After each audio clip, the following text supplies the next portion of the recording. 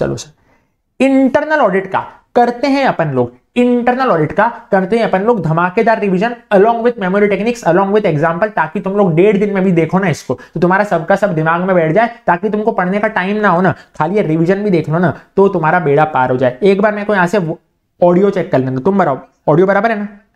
हाँ sir, audio proper है, सबने बोला ऑडियो प्रॉपर है सर, क्लियर है सर। इंटरनल ऑडिट लॉक किया जाए, चलो करते हैं आज इंटरनल ऑडिट का तगड़ा रिवीजन सर, तगड़ा रिवीजन, एकदम एग्जाम ओरिएंटेड रिवीजन। सबसे पहले अपन ने पढ़ा था मीनिंग ऑफ इंटरनल ऑडिट। अरे ये इंटरनल ऑडिटर किस खेत की मूली है? इंटरनल ऑडिट का मतलब क्या है सर, बताओगे क्या हमका? मैं तो को बताते हैं ना हम। देखो सर, एक डायग्राम को याद करके चले थे, एक डायग्राम में तुम्हारा मीनिंग क्या था पूरा पूरा भेजे में बिठा दिया था, इफेक्टिवनेस ICRM की एनहेंस करूंगा गो। अरे सर क्या बकवास कर रहे हो? मैंने बोला भाई बकवास नहीं, अच्छी बात है। इफेक्टिवनेस मेरे को देखना है इंटरनल कंट्रोल का, रिस्क मैनेजमेंट का। याद है कैमरा वाला एग्जांपल लिया था भाई साहब, शिवम ने कैमरा नहीं लगाया था, मैंने बोला था चोरी हो रही है तेरे उधर, CCTV लगा, ठीक है। यानी मैं क्या बोल रहा था, मैं उसकी इंटरनल कंट्रोल चेक कर रहा था। मैंने बोला तेरी इंटरनल कंट्रोल में खोट है, इंटरनल कंट्रोल अच्छी नहीं है, तो कैमरा लगा, रिस्क बहुत है। यानी मैंने इफेक्टिवनेस देखी थी इंटरनल कंट्रोल की, रिस्क मैनेजमेंट की, बोले तो ICRM, और एनहेंस किया था गो, यानी एनहेंस की थी गवर्नेंस, और अचीव क्या किया था, ऑर्गेनाइजेशनल ऑब्जेक्टिव्स। मैंने बोला हाँ जी सर, मैंने बोला हाँ।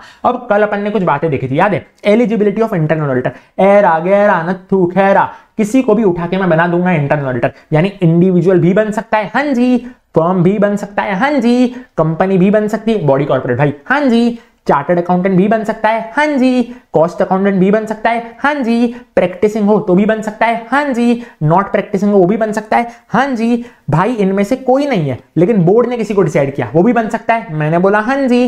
कंपनी का एम्प्लॉय होगा वो भी बन सकता है, मैंने बोला हाँ जी। कंपनी का एम्प्लॉय नहीं है वो भी बन सकता है, मैंने बोला हाँ जी। क्या वो खाली असिस्टेंट है या मैनेजमेंट का पार्ट है? मैंने बोला मैनेजमेंट का पार्ट है, क्लियर है? हाँ।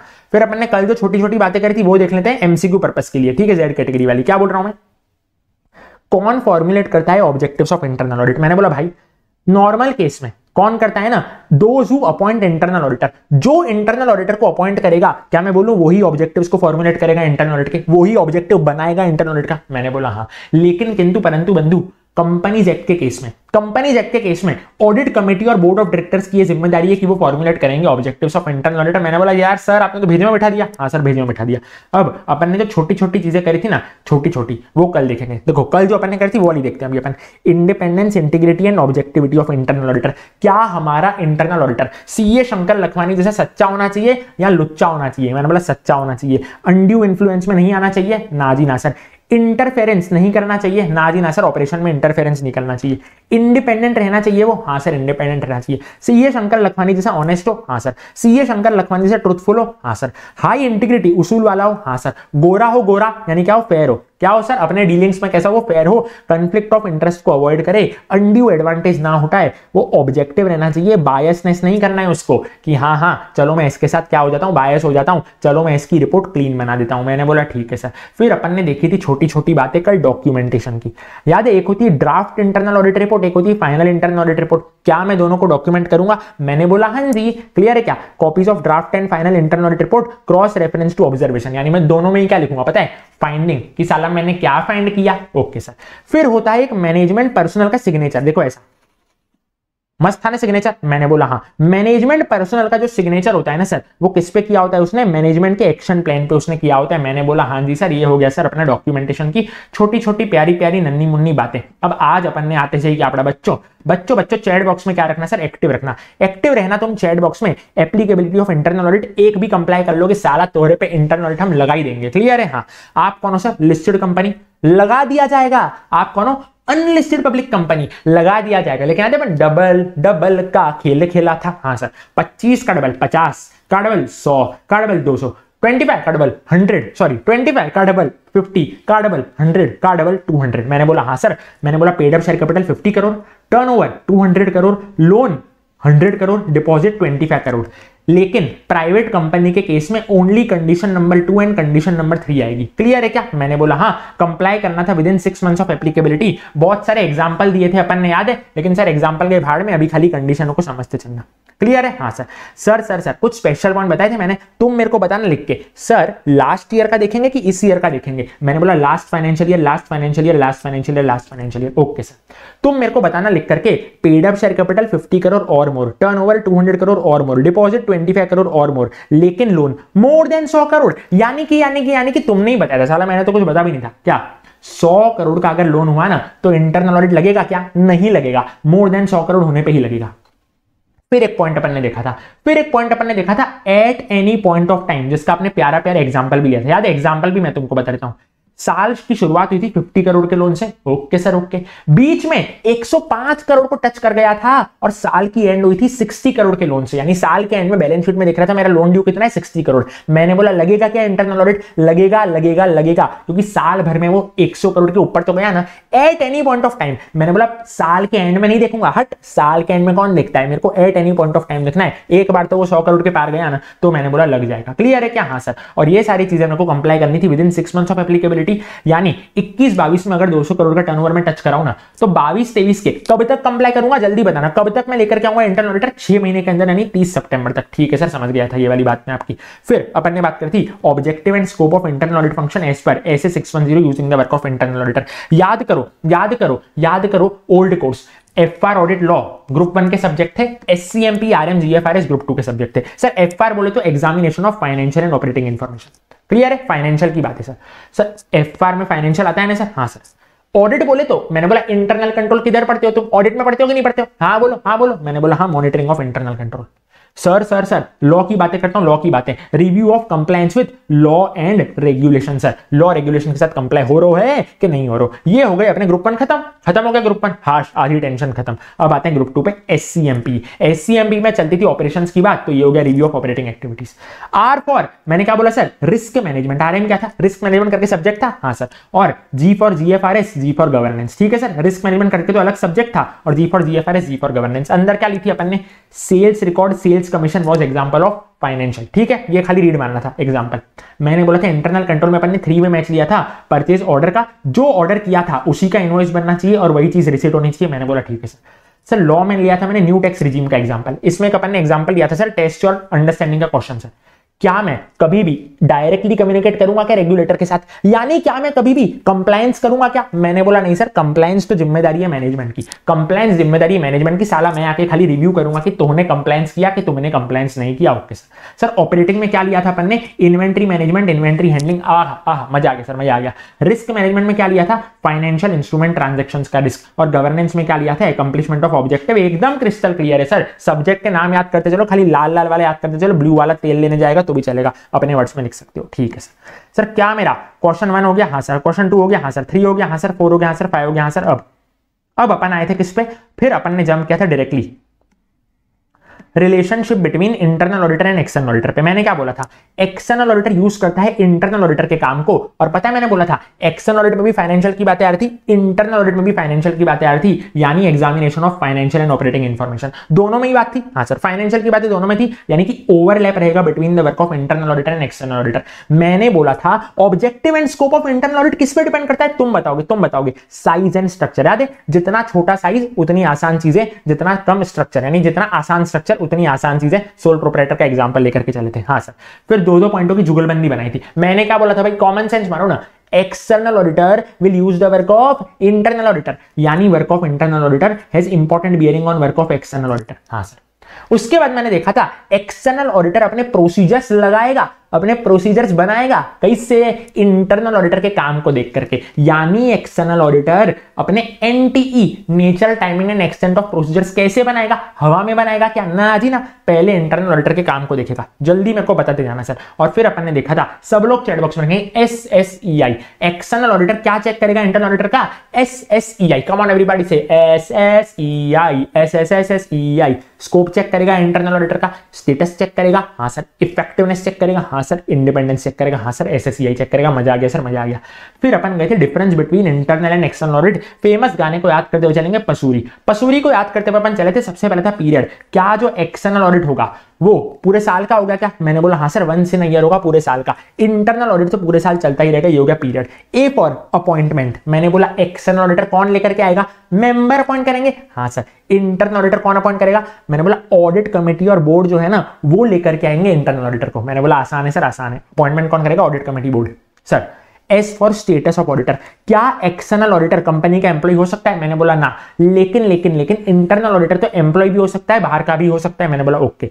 यूजर्स ऑफ रिपोर्ट, चल मेरे को बता, मैंने क्या बताया था, पूरा एक्सप्लेन किया था। स्टेक होल्डर्स जो है ना वो रिपोर्ट पढ़ते हैं एक्सटर्नल ऑडिटर की, लेकिन इंटरनल ऑडिट की रिपोर्ट कौन पढ़ते हैं? एक तो एक्सटर्नल ऑडिटर पढ़ते हैं, एक तो टॉप मैनेजमेंट पढ़ते हैं। ओके सर, ये अपन ने पढ़ा था। रिपोर्टिंग सर, एक्सटर्नल ऑडिटर में जो रिपोर्टिंग आएगी ना सर, एक्सटर्नल ऑडिटर में जो रिपोर्ट आएगी ना, एक्सटर्नल ऑडिट रिपोर्ट में जो रिपोर्ट आएगी ना, मैंने बोला वो बात करेगी फाइनेंशियल स्टेटमेंट्स की। क्या financial statements true and fair view देवत हैं कि ना ही देवत? क्लियर है? हाँ, लेकिन किंतु परंतु बंधु, बड़े ध्यान से सुनना सर, इंटरनल ऑडिट की जो रिपोर्ट होगी ना वो बात करेगी इंटरनल कंट्रोल वीकनेस के बारे में और ऑपरेशंस के बारे में। सर देखो, याद कैसे करेंगे? इंटरनल ऑडिटर की रिपोर्ट क्या बात करेगी? इंटरनल कंट्रोल की। Internal audit, internal control. हाँ सर, तो क्या पसूरी, P for period, A for appointment, S for status, U for users, R for reporting. अब बचता क्या सर? एग्जामिनेशन। मैंने क्या बोला? एक्सटर्नल ऑडिट में किस चीज का एग्जामिनेशन होगा? फाइनेंशियल स्टेटमेंट्स की एक्यूरेसी का एग्जामिनेशन होगा कि फाइनेंशियल स्टेटमेंट्स एक्यूरेट बने हैं कि नहीं बने। वहीं मैं बात करूं इंटरनल ऑडिट की, तो वहां पे मैं ऑपरेशंस को एग्जामिन कर रहा हूं। ठीक है सर, ये हो गया पसूरी। एक एक्स्ट्रा पॉइंट पढ़ के चले थे सर, परफॉर्म्ड बाय। कौन परफॉर्म करता है? मैंने बोला बाहर के किसी सीए फर्म को बुलाएंगे एक्सटर्नल ऑडिट करने के लिए, independent body which is not a part of organization. Reliance का अगर मेरे को करना होगा एक्सटर्नल ऑडिट तो बाहर किसी सीए फर्म को बुलाएंगे ना। हाँ, लेकिन इंटरनल ऑडिट कौन कर सकता है? एक्सटर्नल बॉडी भी कर सकती है और कोई बंदा अंदर का भी कर सकता है। Internal audit function within organization भी कर सकता है। सिंपल था। हाँ सर, पसूरी थी ये वाले पॉइंट, परफॉर्म्ड बाय एक एक्स्ट्रा पॉइंट था। Okay sir. Audit trail, edit log, इसमें होगा विजिबल ट्रेल ऑफ एविडेंस कि भाई रिकॉर्ड रखूंगा चेंजेस के। साला नया कोई डेटा आया होगा, साला कोई पुराना डेटा अपडेट हुआ होगा, कोई डेटा डिलीट हुआ होगा, तो वो किसने किया? वो बेसिकली है। याद किया था अपन ने क्या? What, who, when. याद है अपन ने मई 24 का डिस्क्रिप्टिव क्वेश्चन था व्हाट, हु, व्हेन। मैंने बोला what data was change, data बताओ क्या चेंज हुआ, किसने किया, उसका यूजर आईडी बताओ और कब हुआ, डेट एंड टाइम बताओ। मैंने बोला हाँ सर, मेमोरी टेक्निक सिंपल थी, CBSE edit log disabled. Okay sir, क्या बोल रहे हो? समझ में नहीं आ रहा? मैंने बोला भाई एडिट लॉग का ई लिया था अपन ने, हाँ, और सीबीएस डिसेबल्ड। सर डिसेबल्ड के 2 point sir, audit trail feature disabled नहीं एनेबल्ड होना चाहिए, जैसा कि तुम्हारा गूगल मैप्स के लिए तुम्हारी क्या थी? लोकेशन एनेबल्ड थी। Okay sir. लेक्चर के लिए क्या था? डेटा एनेबल्ड था। हाँ sir. Access to audit trail disable होना चाहिए, बाहर वालों को एक्सेस नहीं देना, पूरा का पूरा लॉग मेंटेन रखना। ठीक है सर, याद आता है क्या तुमको? मैंने बोला हाँ सर याद आता है। CBS, what do you mean bye CBS? Change अगर कोई कर रहा है ना कॉन्फ़िगरेशन में, यानी मेरे भाई चेंज कोई कर रहा है सेटिंग में, तो क्या वो ऑथोराइज बंदा होना चाहिए, अनऑथोराइज? मैंने बोला ऑथोराइज बंदा होना चाहिए और उसका लॉग मेंटेन रखा होना चाहिए कि उसने कब कितने बजे चेंज किया। Okay sir. बैकअप रखना है क्या? हाँ सर, नहीं तो भाई कोई तुम्हारा डेटा उड़ा के ना ले जाए। बैकअप रखना सर ऑडिट ट्रेल का। क्लियर है क्या? Backup should be taken. Okay. और फिर एस, याद है मैंने बोला शिवम तू तेरी गर्लफ्रेंड के साथ शेयर मत करना, तू अपने यूजर आईडी पासवर्ड को शेयर मत करना। हर एक यूजर को एक अलग यूजर आईडी दिया जाएगा, शिवम को, अभिषेक को, उषा रानी को, पाल को, सुलेना को, सबको अलग अलग दिया जाएगा। क्लियर है क्या? अपन नए एग्जाम्पल लेकर के चले थे। Okay sir, okay. शेयर नहीं करेंगे, समझ गए? क्या तुमको याद आता है कि याद नहीं आवत है? मेरे को फटाफट से बताया जाए सर, मेरे को फटाफट से बताया जाए। फिर अपन ने पढ़े थे परफॉर्मिंग इंटरनल ऑडिट एंगेजमेंट। या स्टेप्स क्या लगाओगे? ये 5 स्टेप्स पढ़े थे। परफॉर्म कैसे करोगे, क्या स्टेप्स लगाओगे, कैसे गैप्स को आइडेंटिफाई करोगे? मैंने बोला बेहद आसान। मैंने बोला था बेहद आसान। सबसे पहले है ना, शिवम कर रहा था चरस गांजे का बिजनेस। मैं कहा बेईमानी करता, चरस गांजे का बिजनेस करता है, मेरे को सपने में थोड़ी पता चलेगा। मैं तेरा पहले नॉलेज ऑब्टेन करूंगा। ठीक है सर। नॉलेज ऑब्टेन करने के लिए मेरे को क्या चाहिए सर? प्लानिंग करनी है, क्योंकि प्लानिंग के बिना तो गर्लफ्रेंड भी नहीं पटती। तो मैंने को क्या करनी है सर? प्लानिंग करनी है। प्लानिंग में कैसे करूंगा? प्लानिंग हवा में करूंगा कि इंफॉर्मेशन चाहिए? सर इंफॉर्मेशन चाहिए। इंफॉर्मेशन पे क्या करूं मैं? भजिया खाऊं क्या? मैंने बोला नहीं सर, इंफॉर्मेशन को चेक करो, चेक करके बनेगी प्यारी सी रिपोर्ट। वो हो गया अपने स्टेप नंबर 5। सिंपल है। हाँ सर। नॉलेज मेरे को लेनी है बिजनेस की, एनवायरमेंट की। सर नॉलेज लेनी है कि शिवम चरस गांजे का बिजनेस कर रहा था। सर नॉलेज कैसे करूंगा? मिलके, पढ़ के। ये 2 तरीके से मैं नॉलेज प्राप्त करूंगा। यानी मीटिंग करूंगा मैं स्टेक होल्डर्स के साथ, बोर्ड ऑफ डायरेक्टर्स के साथ, की मैनेजरल पर्सनल के साथ। हाँ सर। और डॉक्यूमेंट्स पढ़ूंगा, बोले तो standard operating procedures, financial statements. हाँ सर। डन हो गया? हाँ सर डन हो गया। सर मैं ऑडिट प्लानिंग परफॉर्म करूंगा ना, तो प्लानिंग कैसे हवा में करूं? मैंने बोला नहीं सर, आप ये प्लानिंग करना सिया के हिसाब से, बोले तो स्टैंडर्ड ऑन इंटरनल ऑडिट के हिसाब से, और अप्रूव करा लेना प्लानिंग को ऑडिट कमेटी बोर्ड से। मैंने बोला ठीक है सर, याद आता है सर मेरे को, मैं अप्रूव करा लूंगा प्लानिंग उनसे। मैंने बोला प्लानिंग करने के लिए क्या चाहिए? हवा में प्लानिंग करूं क्या? I want information. तो भाई इन्फॉर्मेशन को गैदर करूंगा और उसकी करेक्टनेस चेक करूंगा, इन्फॉर्मेशन करेक्ट है कि नहीं है। हाँ सर। फिर मैंने क्या बोला? इन्फॉर्मेशन को चेक कौन करेगा? मैंने बोला चेक करो भाई, चेक करो। कैसे चेक करो? सेड होकर के चेक करना, यानी पहले डेटा को कोलेट करना, इकट्ठा करो। ओ भाई तू भी इंफॉर्मेशन दे, चल तू भी दे। कोलेट किया और सेड हो गए। दुखी हो गया मैं, सैड होके करूंगा, यानी sampling, okay sir. Analytical procedures, okay sir. Documentation, okay sir. Sad होके मैं कर गया, ठीक है सर, डन है, डन है, डन है। अब भाई एंड में बनाएगा तुम्हारा भाई प्यारी प्यारी रिपोर्टिंग, एंड में बनाएगा तुम्हारा भाई प्यारी प्यारी रिपोर्टिंग। रिपोर्टिंग में होगी एक ड्राफ्ट रिपोर्ट, एक होगी फाइनल रिपोर्ट, जो कि वो किसको देगा, ऑडिट कमेटी को। बीच में पता है मैंने बोला था रिव्यू मैनेजमेंट एक्शन प्लान, ये वही है जो अपन फॉलोअप में नहीं पढ़ते थे, एक्शन प्लान मैनेजमेंट इंप्लीमेंट करेगा। मैंने बोला हाँ सर वही है, रिव्यू करूंगा मैनेजमेंट का एक्शन प्लान कि उसने उसको इंप्लीमेंट किया कि नहीं किया। ये हो गई थी अपनी स्टेप्स। क्या तुमको याद आवत है कि याद नहीं आवत, जल्दी से बताना अपन से। बेस्ट तरीके से अपना फ्लो चल रहा है, बेस्ट तरीके से तुमको विद एग्जांपल्स रिवाइज करा रहा हूं सर मैं। फॉलो अप पे फिर आते हैं सर, जल्दी बताना क्या एकदम फ्लो बन रहा है, क्या मजा आ रहा है कि मजा नहीं आ रहा है।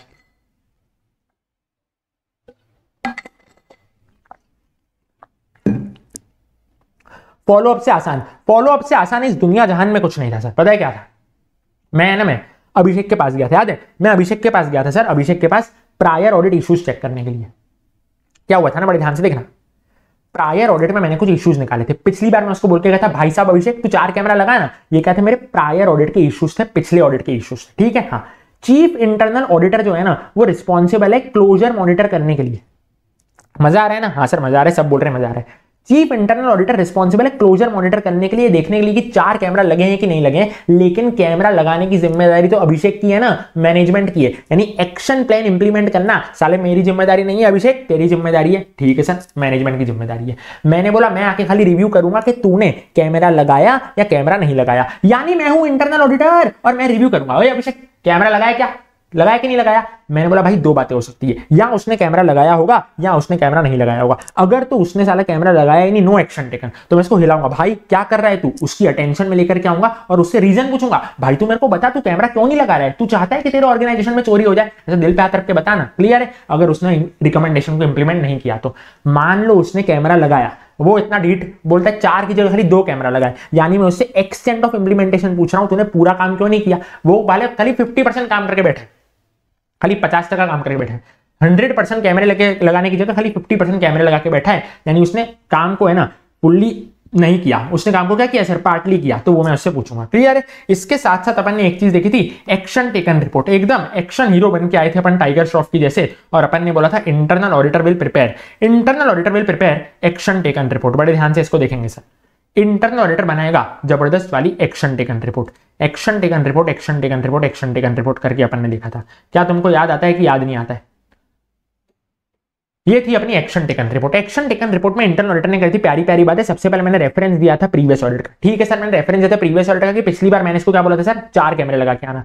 इंप्लीमेंटेशन की 2 बातें करी थी, नॉन इंप्लीमेंटेशन की 2 बातें करी थी। इंप्लीमेंटेशन की 2 बातें पता है क्या करी थी, टारगेट इंप्लीमेंटेशन डेट, मैंने बोला था भाई 20th February is the deadline, 20th February तक तेरे को क्या करना है ना सर, कैमरा लगाना है, टारगेट इंप्लीमेंटेशन डेट, ठीक है सर।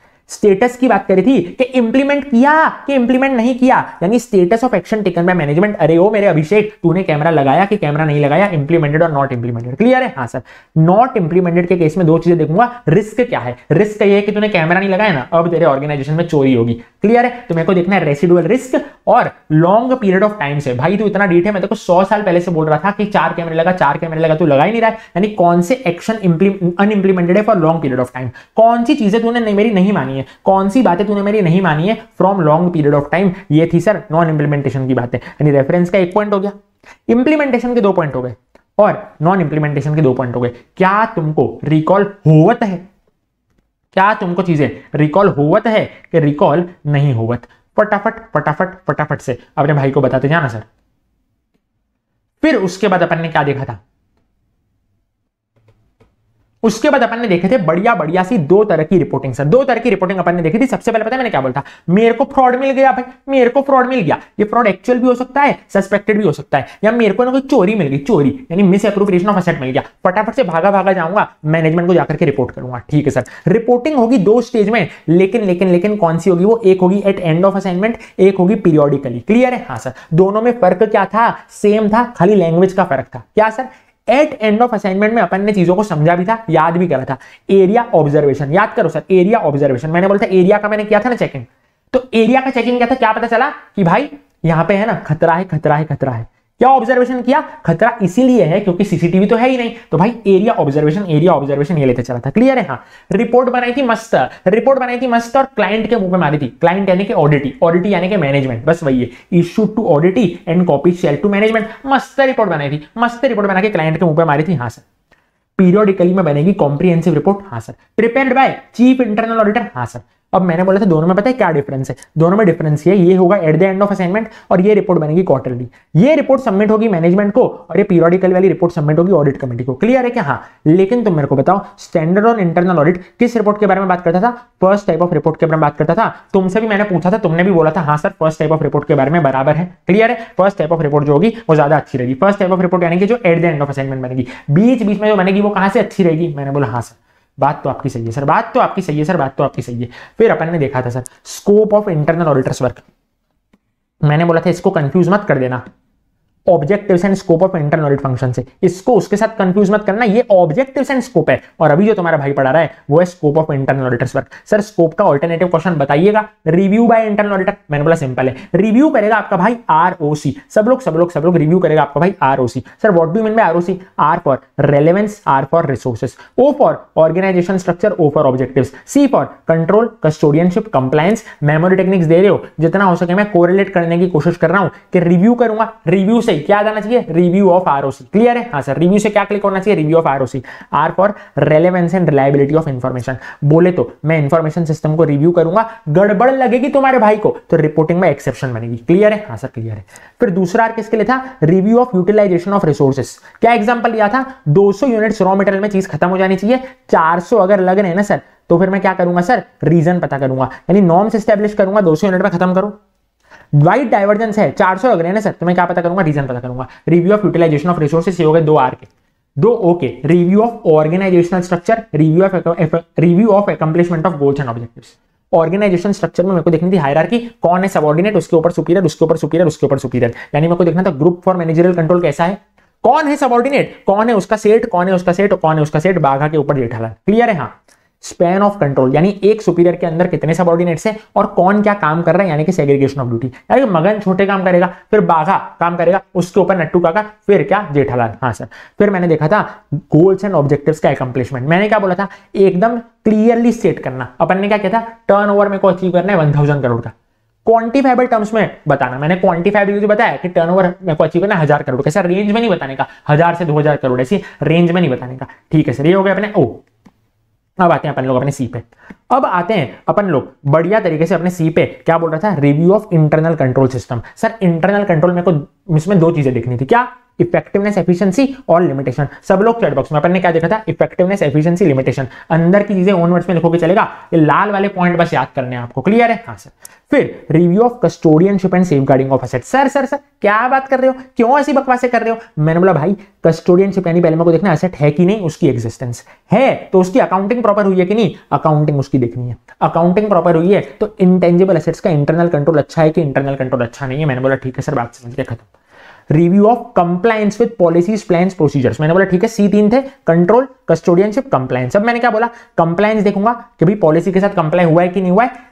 हुआ है तो अच्छी बात है। वीकनेस है तो मैं क्या बोलूंगा? ये रेमेडियल एक्शन बता फटाफट से। वीकनेस है तो क्या बता सर? रेमेडियल एक्शन बता। क्या तुमको बात समझ में आती है? मैंने बोला हाँ सर, बात तो मेरे को घने अच्छे प्रकार से समझ आती है। सर इंटरनल ऑडिट का प्लान। मैंने बोला इंटरनल ऑडिट का प्लान। मैंने क्या बोला सर? देखना सर, टेस्ट योर नॉलेज का क्वेश्चन था सर, नेक्स्ट ईयर का प्लान। मैंने बोला वो आपको कंफ्यूज करेगा, इस ईयर का प्लान, नेक्स्ट ईयर का प्लान, 100 साल बाद का प्लान, सब में सेम रहेगा। मैंने क्या बोला? इंटरनल ऑडिट का प्लान कौन बनाएगा? जाहिर सी बात है इंटरनल ऑडिटर। मैंने बोला तुम्हारे पढ़ाई का प्लान कौन बनाते हैं? तुम खुद ही बनाते हो ना। हाँ, लेकिन तुम बड़ी बड़ी फैकल्टी की सलाह लेते हो। सिंपल है। मैंने बोला हाँ, इंटरनल ऑडिट का प्लान भी इंटरनल ऑडिटर खुद बनाएगा, लेकिन बड़ी बड़ी फैकल्टी की सलाह लेगा। कौन है वो बड़ी बड़ी फैकल्टी? दोस्त चार्ज विद गवर्नेंस और ऑडिट कमेटी की सलाह ली जाएगी। मैंने बोला ठीक है सर, समझ गए। 5 बातें कंसिडर करेंगे, सबको याद हो तो सब लोगों ने लिखा था एकदम एक्टिवली, क्लास में पार्ट लेके सब लोगों ने लिखा था। रिस्क वैक वापस से लिखोगे क्या? मैंने बोला हाँ सर। रिस्क क्या है अभी मेरी? और मेरी क्या कैपेसिटी है रिस्क लेने की, यानी कि रिस्क एपेटाइट कितना है। Okay sir. Value that internal audit can provide to organization, value that internal audit can provide to organization, मेरे को इंटरनल ऑडिट करने से क्या फायदा है, क्या वैल्यू मेरे को मिल रही है, सामने मेरा कितना एफर्ट लगा है इंटरनल ऑडिट करने में, और कौन से एरिया में कवर कर रहा हूं, कौन से एरिया में कवर नहीं कर रहा हूं, यानी कवरेज। रिस्क वैक मैंने देखा था सर, ठीक है सर, रिस्क वैक मैंने देखा था, याद आता है सर। फिर अपन ने देखा था बढ़िया सा यहाँ पे देखना है ऑल्टरनेटिव क्वेश्चन भी मैंने साथ में लिख रखे हैं कि क्या क्या ऑल्टरनेटिव क्वेश्चन बन सकते हैं परफॉर्मिंग में, आइडेंटिफाई गैप्स और स्टेप्स। क्लियर है। हाँ देखो, फिर अपन ने देखा था मस्त पे क्या अपन ने देखा था, format and content of report, content and format of internal audit report या फिर टिपिकल इंटरनल ऑडिट रिपोर्ट में क्या होता है। मैंने बोला याद करो स्कूल की एप्लीकेशन, मेरे को चाहिए थी छुट्टी, मेरे को जाना था मौसी के घर पे, मैंने क्या बोला सर, ऊपर होती है सब्जेक्ट की लाइन, उसकी फॉर्मेट को याद करना, फॉर्मेट को ऊपर होती है सब्जेक्ट की लाइन। हाँ सर। फिर होता है डेट बोले तो पीरियड, फिर होती है समरी 2 बार, डिटेल्ड 1 बार। याद है समरी में समझाया था, मैडम को नहीं समझ में आया था, फिर डिटेल में गए थे। हाँ सर। तो सब्जेक्ट एस फॉर स्कोप, पहला क्या हो गया सर, स्कोप, सब्जेक्ट की लाइन होती है। हाँ सर। फिर डेट की जगह क्या आया था, पीरियड आया था। आप कोई भी एप्लीकेशन करते हो छुट्टी चाहिए तो उसमें पीरियड लिखते हो ना। हाँ सर। समरी 2 बार दी थी, डिटेल 1 बार दिया था। सर सब लोग लिखते चलेंगे। हाँ सर, सब लोग लिखते चलेंगे। ऑडिट स्कोप, ऑडिट पीरियड हो गया, स्कोप और पीरियड। हाँ सर। समरी 2 बार और डिटेल 1 बार। क्या बोला मैं, executive summary of critical findings. Executive summary यानी कि कंपनी क्या काम करती है, क्रिटिकल फाइंडिंग्स यानी मेरे को क्या क्या फाइंडिंग मिली, मैं साला चोरी हो सकती है क्योंकि कैमरा नहीं लगा हुआ है। डिटेल्ड ऑडिट फाइंडिंग और रूट कॉज क्या है, detailed audit finding root cause क्या है, रूट कॉज ये कि साला इसीलिए कैमरा नहीं लगा क्योंकि तुम हो कंजूस। अभिषेक था हमारा कंजूस। मैंने बोला हाँ सर याद आता है सर। सब लोग लिखेंगे चैट बॉक्स में, स्कोप, पीरियड, समरी 2 बार, डिटेल 1 बार। ये याद है तुमको। हाँ sir. Audit scope, audit period, executive summary of critical findings और डिटेल्ड ऑडिट फाइंडिंग। हाँ सर। मैंने बोला था भाई ये तो अपन ने फॉर्मेट देखा ऊपर से, ये तो अपन ने फॉर्मेट देखा, अब अंदर के एलिमेंट पे अंदर क्या माल पानी आएगा वो। मैंने बोला सिंपल है सर। देखो सर 3 पॉइंट थे ऑब्जर्वेशन के और 2 पॉइंट लिए थे जनरल अंडरस्टैंडिंग पे या alternative memory technique. Sir internal audit क्या है सर, इंटरनल ऑडिट एक अच्छा प्रोफेशन है। मैंने क्या है सर, पीआर काट दिया और क्या लिखा सारी ऑफेशन है, खाली क्या लिखा मैंने, ऑफेशन है। इंटरनल ऑडिट एक अच्छा ऑफेशन है। ओ फॉर नॉर्मल भाई, एलिमेंट की शुरुआत कैसे करने की, कोई भी रिपोर्ट की शुरुआत कैसे करने की, मैंने बोला ऑब्जेक्टिव स्कोप बता दे, overview of objectives and scope of assignment, overview of objectives and scope. Fact की जो मेरा इंटरनल ऑडिट है वो कंडक्टेड है as per standard on internal audit, मैंने हवा में नहीं किया है, स्टैंडर्ड के हिसाब से काम किया है। क्लियर है कि हाँ, OFESN ऑफेशन या 3 पॉइंट ऑब्जर्वेशन के 2 पॉइंट जनरल अंडरस्टैंडिंग के बेसिस पे लेते चलने के। क्लियर है सर। हाँ। एग्जीक्यूटिव समरी ऑफ की ऑब्जर्वेशन, ये चीजें मैंने ऑब्जर्व करी है कि भाई मैंने ऑब्जर्व किया है कि ये एरिया में चोरी हो सकती है, एग्जीक्यूटिव समरी है।